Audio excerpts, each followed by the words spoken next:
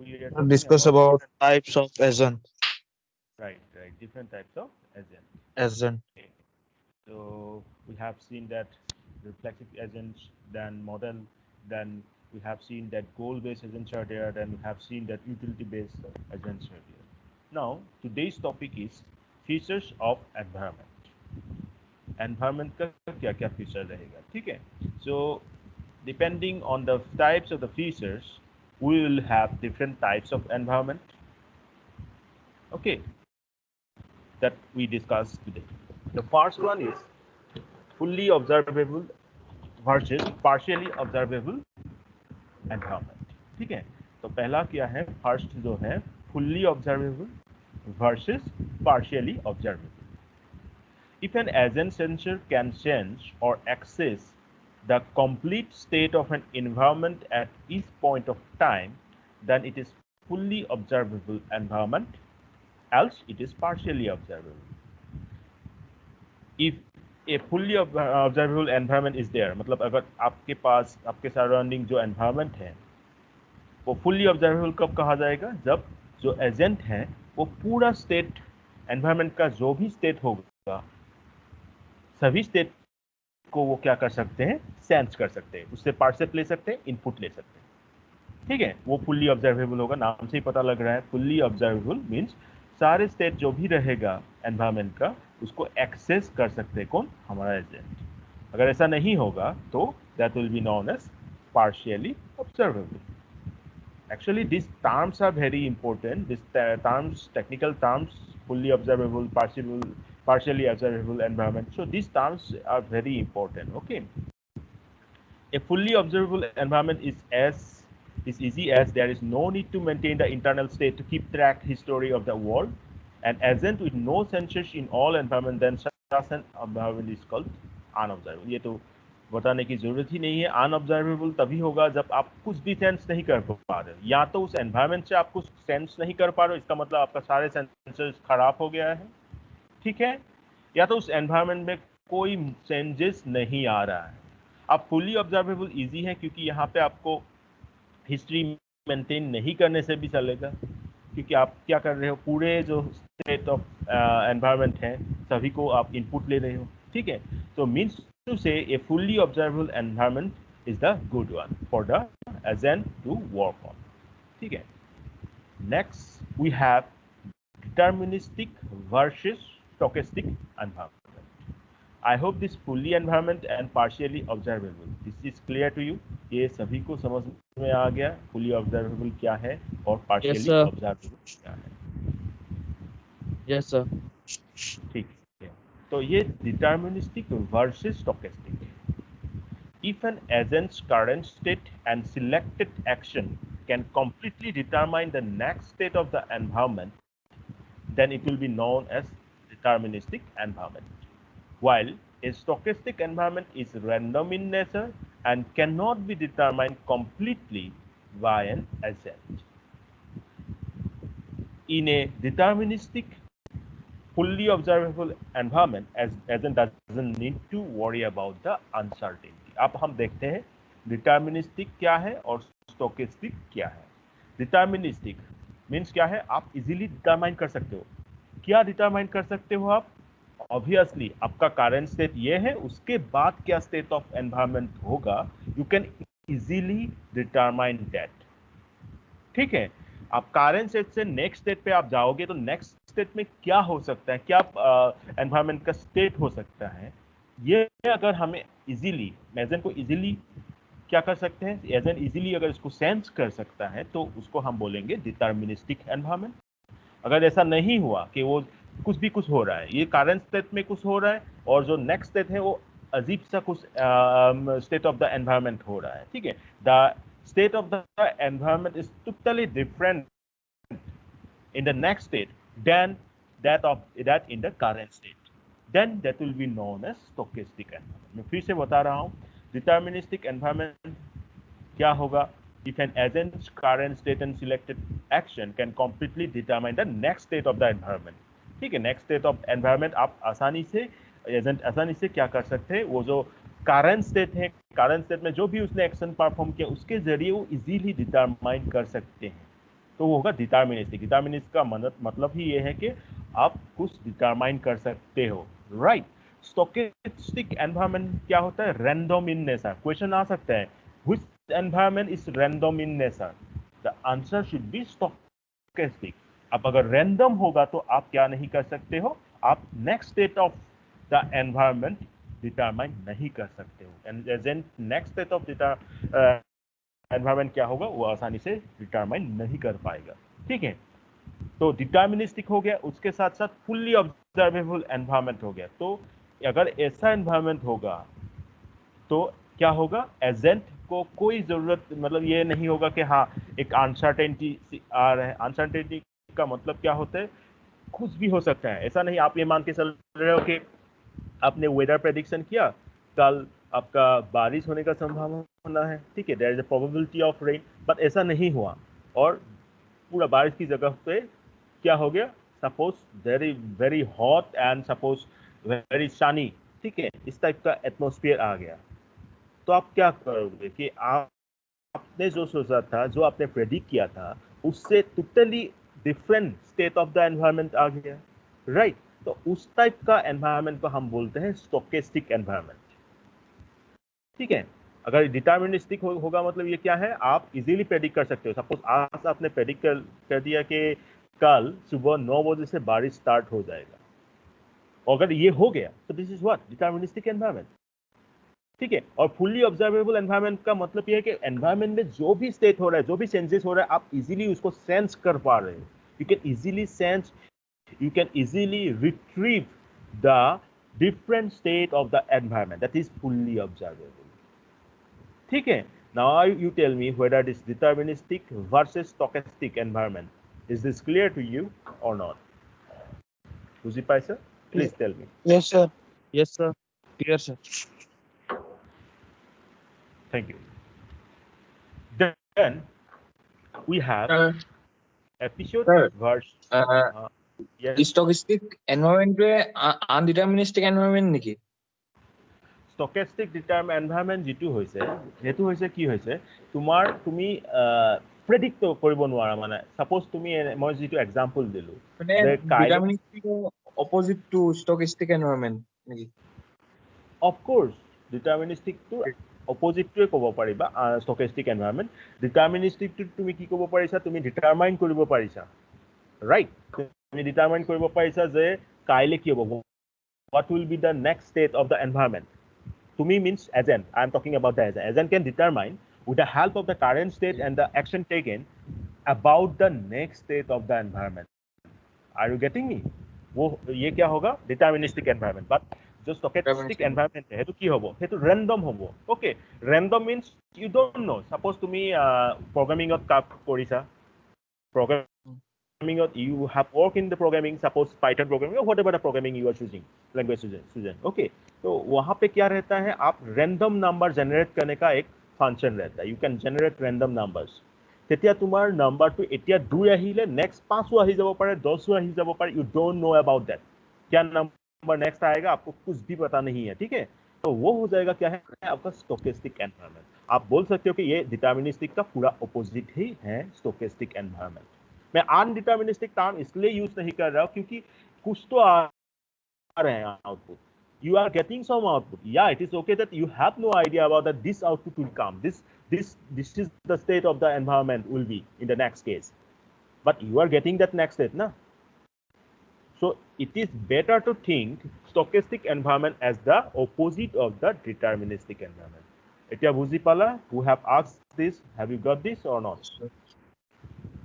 Yes, sir. বুজি পালো। Okay, good. Can I move to the next one? Yes, sir. Okay. Next one is episode versus sequential, right? Episode नाम की मन रखिए please, नाम को याद रख लीजिएगा। ये जो टर्म्स में ले रहा हूँ ना, ये जैसे स्टोकेस्टिक एनवायरनमेंट, डिटर्मिनिस्टिक एनवायरनमेंट, यहाँ पे मैंने लिया fully observable versus partially observable. Examination point of view, ठीक है, आपको अगर, क्योंकि आजकल तो ये artificial intelligence maximum competitive examination में पूछा जाता है इससे, तो क्वेश्चन पॉइंट ऑफ व्यू आपको ये टर्म्स बहुत इंपॉर्टेंट है, राइट?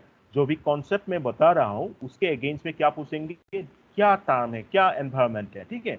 बोल दिया कि मैंने जैसे कहा आप लोगों को that environment which is random in nature, तो उसका क्या होगा आंसर? स्टोकेस्टिक। अगर आपको ये स्टोकेस्टिक के बारे में पता नहीं है तो आप जवाब नहीं दे पाओगे। तो this terms are very important.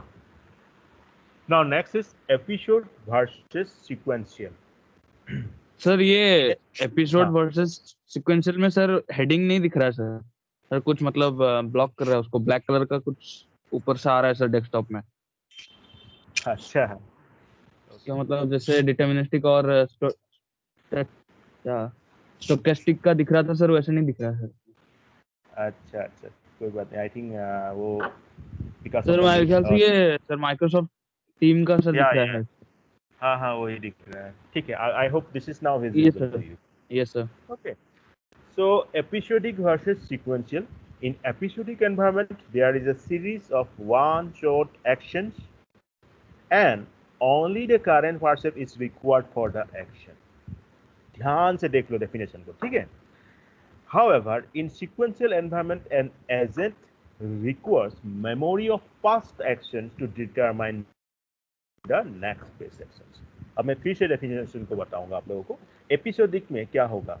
There is a series of one shot action, और उसमें आपको पास्ट जो भी है, पास्ट एक्शन जो भी हुआ है, ठीक है, उसकी कोई जरूरत नहीं है। कहां पे? एपिसोडिक में।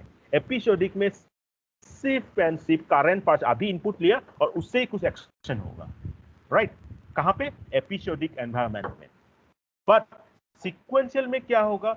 आपने सपोज कल से जो कंसीडर कर रहे हो, you are considering from yesterday's percept, और ये कल से स्टार्ट होके आज अभी सपोज 10 बजने वाले हैं, तो यहाँ 10 बजे तक जो भी सीक्वेंस ऑफ पास्ट एक्शन है सभी को कंसीडर करके आप नेक्स्ट जो बेस एक्शन दे सकते हो, मतलब एजेंट ले सकते हैं, वो नेक्स्ट बेस एक्शन वो डिटरमाइन कर सकते हैं, ठीक है? ऐसा नहीं कि अभी इनपुट लिया और उसी इनपुट के बेस पे वो एजेंट आपको बेस्ट पॉसिबल एक्शन डिलीवर कर रहा है, नहीं।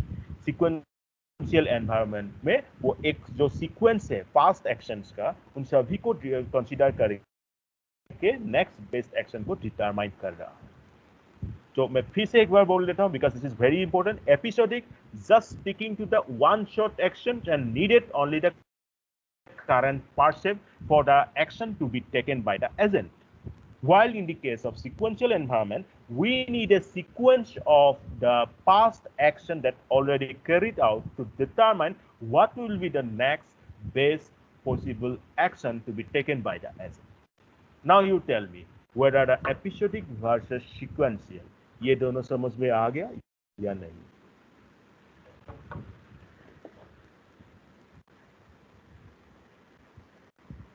समझ में आ गया Please tell me.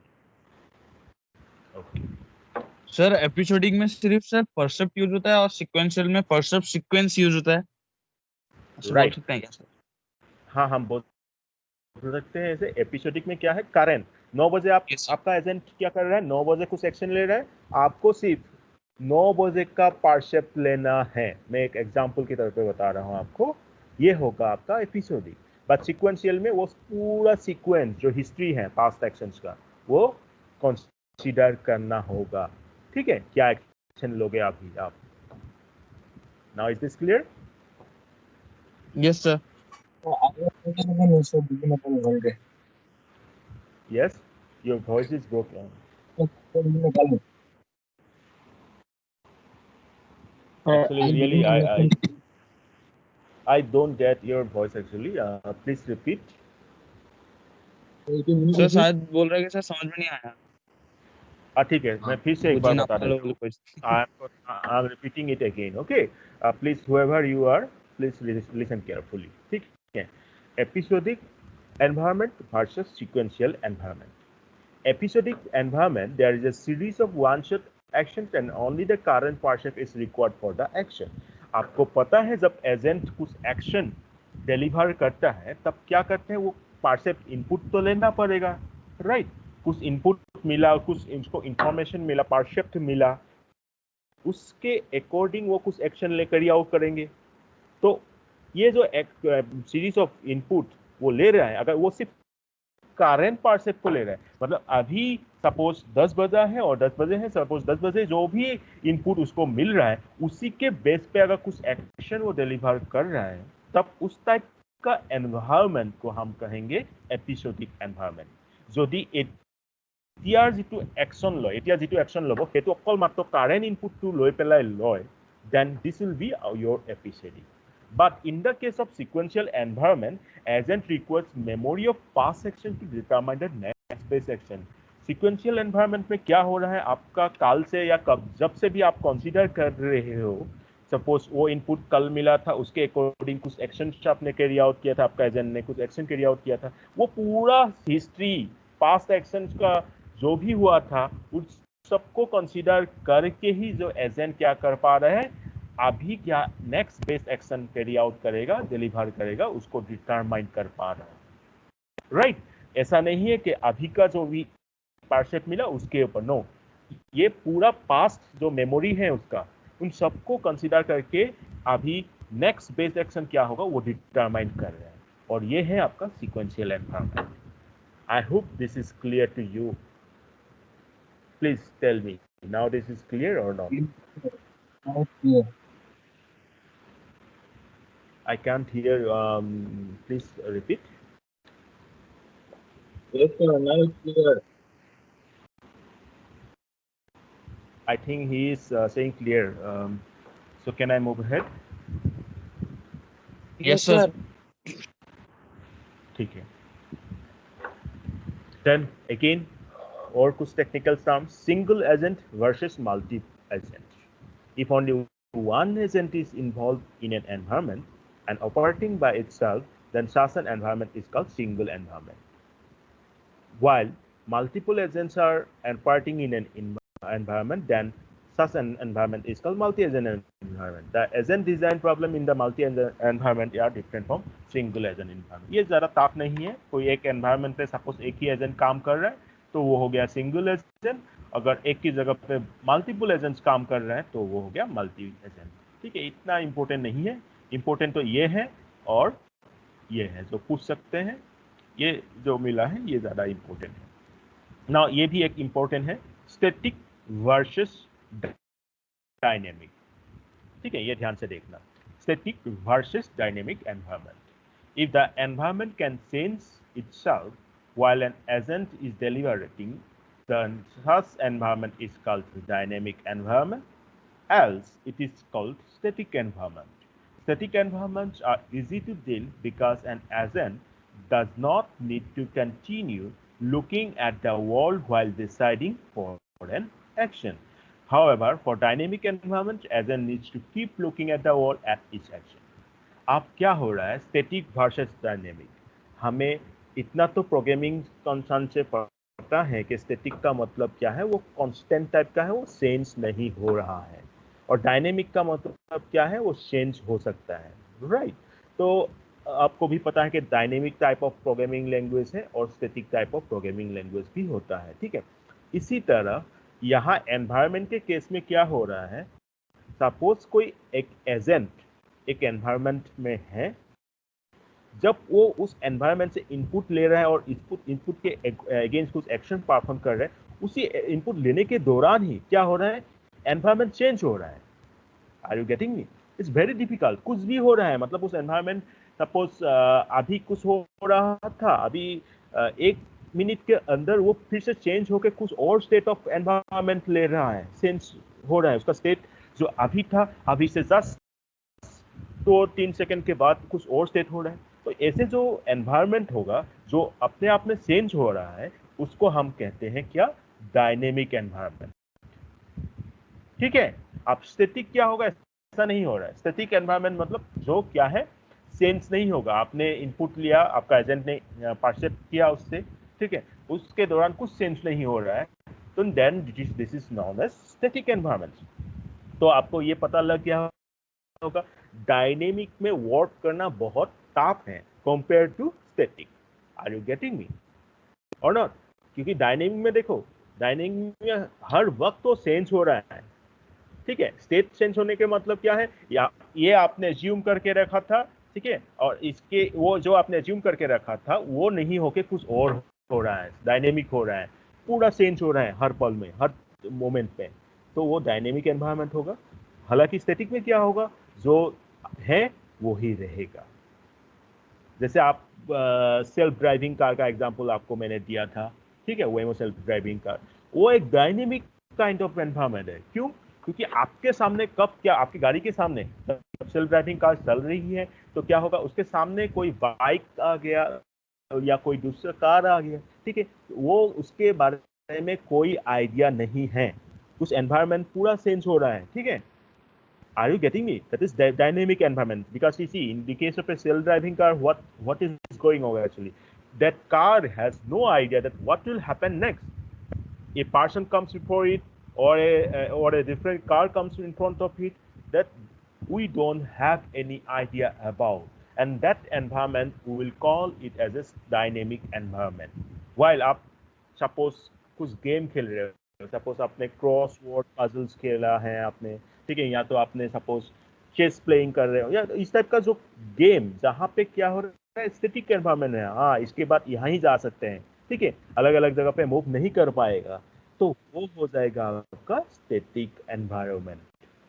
Now you tell me whether that static environment versus dynamic environment, is this clear or not? Clear, sir. Yes, sir.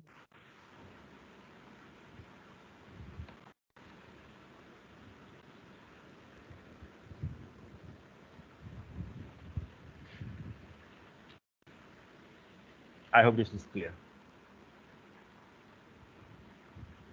Then, Yes, sir. coming to the next में so next, let me again do these things. We have dynamic, we have discrete versus continuous. यहाँ तक कि आपको समझ में आ गया static क्या है, डायनेमिक क्या है। अब हम देखते हैं discrete versus continuous. If an environment there are a finite number of percepts and actions that can be performed within it, then such environment is known as discrete environment. While if there is no such finite number of percepts or action, then that will be known as continuous environment. The chess game comes under discrete environment as there is a finite number of moves that can be performed, while self-driving car, that is an example of continuous environments, because we can do, or we can take, that agent can take a number of different number of percepts that may be infinite also, ठीक है। तो discrete का मतलब यह है कि एक environment के अंदर जो भी आप परसेप्ट, जो भी एजेंट परसेप्ट कर रहा है, उसका नंबर फाइनाइट होगा, और जब फाइनाइट होगा उस परसेप्ट का नंबर, तो वो एक्शंस भी finite number of actions carry out करेगा, ठीक है। फाइनाइट नंबर ऑफ परसेप्ट्स और फाइनाइट नंबर ऑफ एक्शंस कोई एक एनवायरनमेंट के अंदर होगा, तो हम उस एनवायरनमेंट को बोलेंगे डिस्क्रीट एनवायरनमेंट, राइट।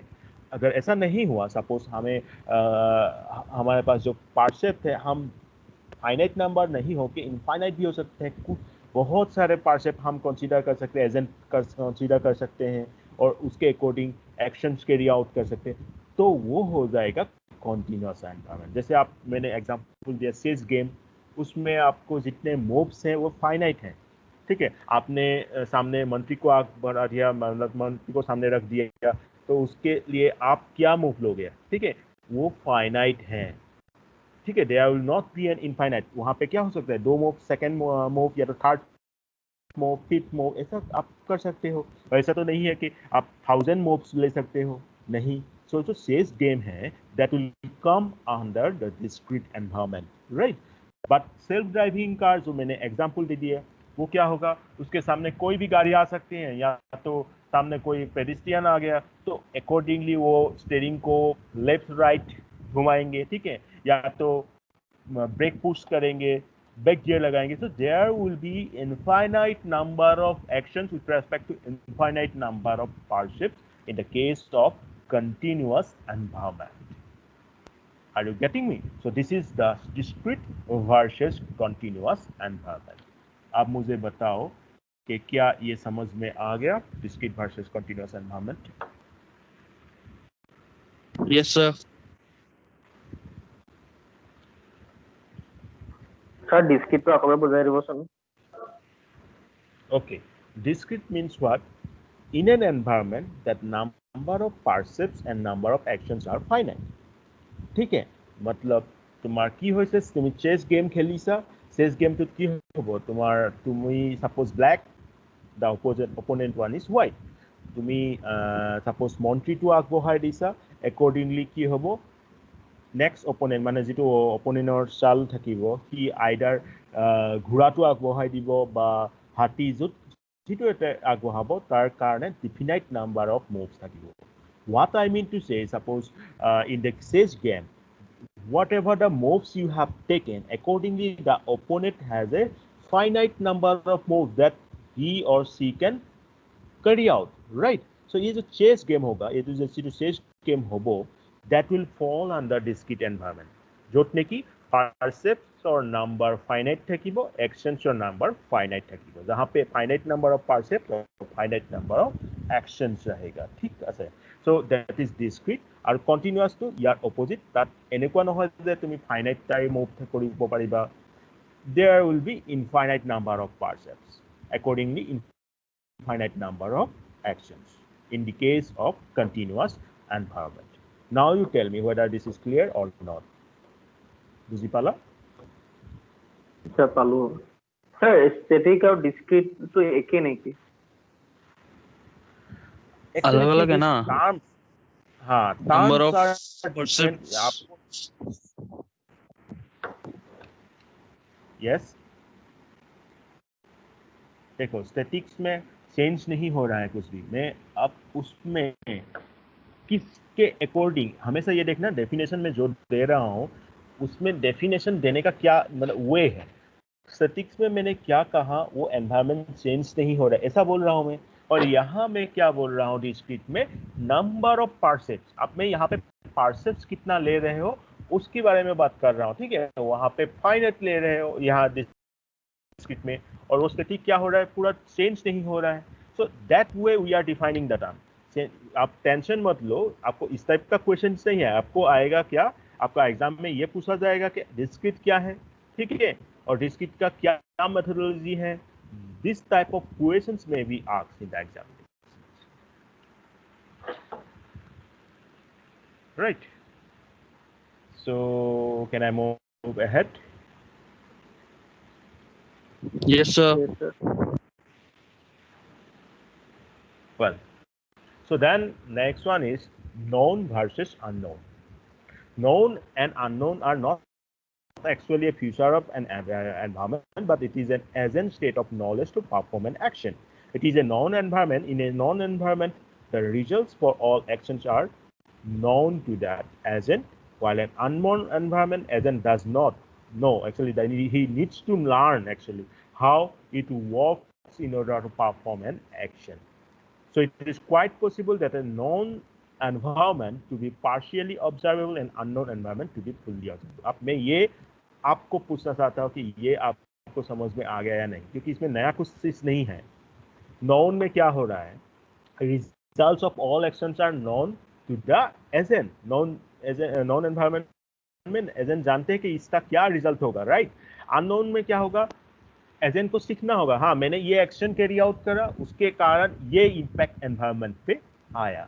तो इससे क्या होगा, जो नॉन एनवायरनमेंट है, ये जो नॉन एनवायरनमेंट हमारे लिए क्या होगा, एक बेनिफिशियल टाइप होगा, क्योंकि उसमें जो एजेंट जो भी कर रहा है उसके अगेंस्ट क्या इम्पैक्ट होगा एनवायरनमेंट पे, उसको ये पहले से ही पता है।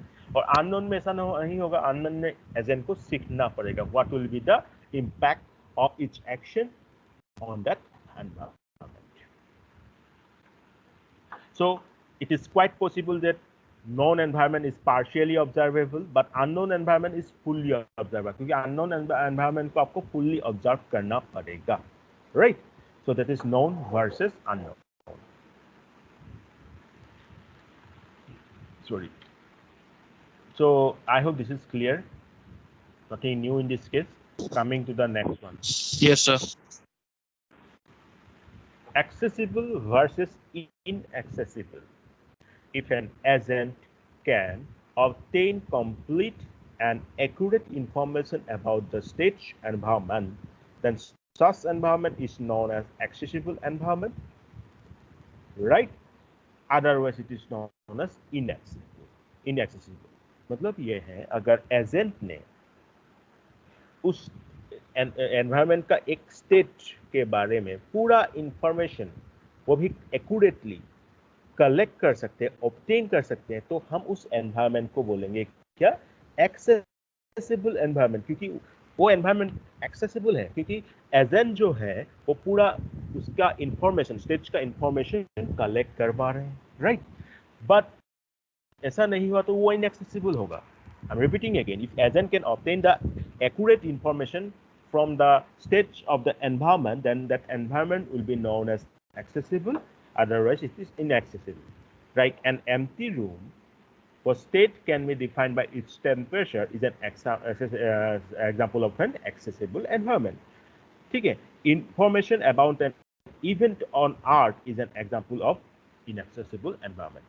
क्या हुआ है कि जो एग्जाम्पल हमने दिया यहाँ पे एक एम्प्टी रूम पे, ठीक है, एक एम्प्टी रूम पे क्या हुआ है, इसका स्टेट क्या है आप ये डिटरमाइन कर सकते हो. अगर इसका टेम्परेचर जो भी होगा उस रूम का टेम्परेचर क्या है उसके अकॉर्डिंग आप क्या कर सकते हो, उसे डिफाइन कर सकते हो. उसका मतलब क्या है, उस रूम का एनवायरनमेंट एजेंट एक्सेस कर पा रहा है, सो दैट इज एक्सेसिबल.